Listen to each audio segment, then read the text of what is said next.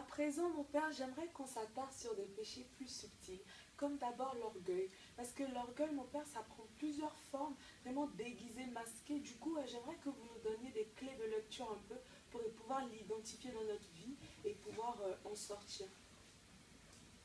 L'orgueil, comme je disais, c'est la porte d'entrée de tous les péchés. Pour mieux saisir l'orgueil, il faut accepter une vie spirituelle soignée.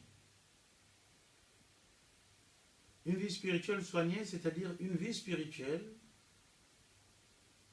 qui a pour objectif l'humilité.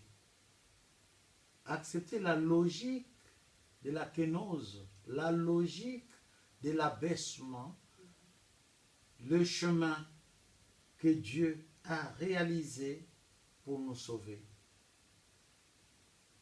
Dieu le Père envoie son Fils qui quitte le paradis, qui quitte le royaume, qui s'abaisse, comme le dit l'Épître aux Philippiens. Il s'abaisse pour nous sauver. Donc il accepte d'être humble pour nous sauver. Et qui choisit Marie pour que son fils naisse d'une femme humble. Accepter cette logique, c'est accepter de s'éloigner de l'orgueil, de l'arrogance. Vous savez, quand vous regardez des grands savants, des pères de l'Église, des intellectuels, ceux qui ont beaucoup étudié, qui ont beaucoup de diplômes, ils sont humbles. Pourtant, ils ont beaucoup de diplômes. Ils font comme s'ils n'ont rien. Mais quand vous regardez tous ceux qui font du bruit, ils n'ont pas beaucoup de diplômes, hein? Mais ils font beaucoup de bruit. Quand vous regardez ceux qui ont beaucoup d'argent, ils sont effacés. Ceux qui n'ont pas beaucoup d'argent font trop de bruit. C'est l'orgueil, l'arrogance. On n'a pas grand-chose, mais on veut attirer l'attention de tout le monde. On veut que tous les regards soient orientés vers lui. C'est de l'orgueil. Et c'est ce que voulait Lucifer, Satan, le diable, le démon. Il voulait être égal à Dieu pour que tous les regards tournent vers lui. Qu'on oublie de contempler le Créateur. Ça, c'est l'orgueil. La porte d'entrée de tout péché que nous avons dans notre vie. Parce que le péché, ce n'est pas l'erreur. On peut commettre l'erreur en mathématiques, on peut commettre des erreurs en français, en orthographe, en ceci. Ce sont des erreurs. Mais le péché, c'est une rupture. On rompt la relation. Et avant de prier, il y a beaucoup de gens qui prient sans demander pardon. Qui font des informations à Dieu. Au lieu de demander sérieusement pardon, mais ils font des informations. Seigneur, j'ai péché, pardonne-moi. Alors, je commence devant prière. Mais non. Il faut qu'il y ait la contrition, qu'on regrette. Et qu'on prenne la décision de ne plus recommencer. De ne plus recommencer. Et en cette année de miséricorde, l'Église catholique a mis en place beaucoup de lieux d'écoute, de confession, pour recevoir les sacrements de réconciliation, qu'on se réconcilie avec Dieu. Parce que quand on reçoit ces sacrements, on devient une personne nouvelle dans le Christ. Tous les péchés qu'on a confessés sont partis. Cela ne veut pas dire qu'on ne va pas commettre les péchés. Mais quand on va commettre les péchés après la confession, ce sont de nouveaux péchés. Parce que ce qu'on avait commis avant n'existe plus. C'est pardonné. Mais si on prie soi-même, Seigneur, je te demande pardon. Seigneur, pardonne-moi. Seigneur, pardonne-moi. Mais on est dans la continuité du péché. Il n'y a pas de rupture. C'est la continuité. On a demandé pardon. Mais on n'a pas reçu les sacrements. Les signes visibles de Dieu. On ne l'a pas reçu. Les sangs de l'agneau n'a pas purifié. Parce que le péché, c'est le baptême. Hein? Le sacrement de la réconciliation, c'est en quelque sorte le nouveau baptême. C'est comme si on recevait le baptême, le Seigneur purifiait tout, il effaçait tout. Et quand on sort de la confession, on n'a plus rien. On n'a plus rien. Mais quand on prie soi-même, on dit, Seigneur, je te demande pardon. Quelle est la contrition? Quel est l'effort pour dire que réellement, on ne va plus tomber sur le même péché? Du coup, on est dans la continuation. Cette continuité, c'est ce qui décourage, c'est ce qui nous affaiblit. Et du coup, on commence à se fatiguer, on dit, bon, je fais toujours le même péché, le même péché. C'est normal de dire on fait le même péché. Pourquoi? Parce qu'on ne reçoit pas les sacrements de péché qui effacent, qui lavent. Donc en fait, sans le sacrement du pardon, on n'est pas vraiment lavé de nos péchés, si je comprends bien. Mais sans les sacrements, ce sont des informations que nous faisons. D'accord. Mais pourquoi le Christ a laissé les sacrements? S'il nous a laissé quelque chose, parce qu'il savait pourquoi il nous laissait ça, pour qu'on puisse en bénéficier pleinement. On accepte le baptême, mais pourquoi on n'accepte pas les sacrements de réconciliation? Parce qu'on a honte.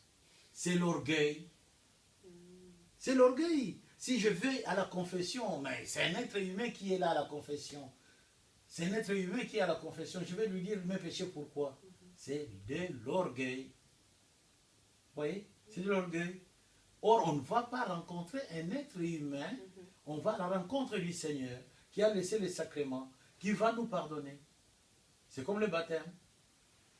On pouvait refuser le baptême. Mais pourquoi on va demander le baptême? Parce qu'on sait qu'on va recevoir la grâce du Seigneur. Et du coup, pour le baptême, on ne voit pas le ministre du sacrement. Ce qui nous intéresse, c'est le baptême. Parce que c'est la fête. C'est la fête qui nous intéresse. Je suis baptisé, je vais faire la fête, je serai bien habillé. Et j'aurai des cadeaux. C'est ce qui nous intéresse.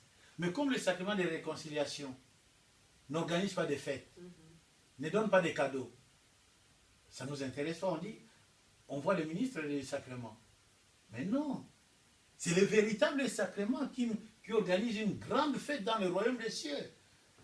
Parce que cette fête est organisée par les anges. Et parmi ces anges-là, il y a mon ange gardien qui me représente, qui voit bien comment cette fête se passe. Parce que je suis revenu dans la maison du Père. Et c'est la meilleure des fêtes.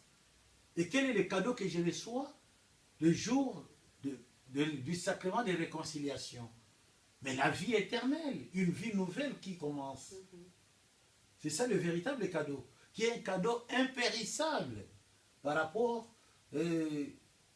au cadeau qu'on va me donner, l'ordinateur, je ne sais pas quoi. C'est éphémère. Mais la vie éternelle n'est pas éphémère. C'est la vie de tous les jours. Du coup, ce n'est plus une information sur le pardon que j'ai fait, parce qu'il y a la contrition, il y a une démarche qui m'écoute, ça m'écoute de me déplacer pour aller recevoir ces sacrements. Mais ça casse l'orgueil. Ça me donne l'humilité de me déplacer et avancer vers une autre personne. D'accord, mon père. Mais par contre, j'aimerais qu'on ouvre une parenthèse sur la contrition. En fait, moi, je veux savoir la différence entre ressentir de la contrition et s'auto-juger. Parce qu'il y a un symbole qui dit qu'il n'y a personne qui doit juger, même pas nous-mêmes se juger, il n'y a que Dieu qui est juge. Du coup, comment s'analyser soi-même, analyser sa vie, analyser ses péchés, ressentir la contrition, mais ne pas être dans l'auto-flagellation, si je peux utiliser ce terme. C'est très, très, très subtil à mes yeux. Du coup, j'aimerais bien que vous vous m'éclairiez dessus. Oui, quand Saint Paul dit, il n'y a que Dieu qui va juger. C'est là où il faut comprendre. Dieu Trinité. Parce que le Père dit, le Père, il est amour, il ne va pas juger. Il a envoyé son Fils pour nous sauver. Et le Fils dit, je suis venu pour vous sauver, et non pour juger. Et le Fils nous dit, il y a deux portes. Il y a la porte étroite et la porte large. C'est à chacun de choisir. Donc, la porte étroite, c'est la porte de ceux qui abandonnent le péché. La porte large, c'est la porte de ceux qui avancent avec leur péché. Ils avancent avec leur péché. Ça, c'est le mystère de Matthieu 25. Et moi, je vois ça comme quelqu'un qui arrive au feu rouge. Il faut clignoter. Il y a le carrefour qui est là. Il faut clignoter à gauche ou à droite. On est libre de clignoter. Et c'est ce qui va nous arriver ces jours-là, les jours du jugement. Parce que Dieu ne peut pas juger. Il est amour. L'amour ne condamne pas. L'amour ne jalouse pas. L'amour se donne. Comme Dieu se donne, du coup, nous devenons notre propre juge. Si nous voulons le royaume, nous y allons librement en abandonnant le poids. Le poids, c'est quoi? C'est le péché. Et du coup, devenant juge, on utilise notre liberté, notre conscience, et on dit, là, ça n'a pas été top, je regrette, je pleure, ça me fait mal au cœur, je ne veux plus revenir sur ce péché-là. C'est ça la contrition. Vraiment, merci mon Père pour votre éclairage sur la contrition.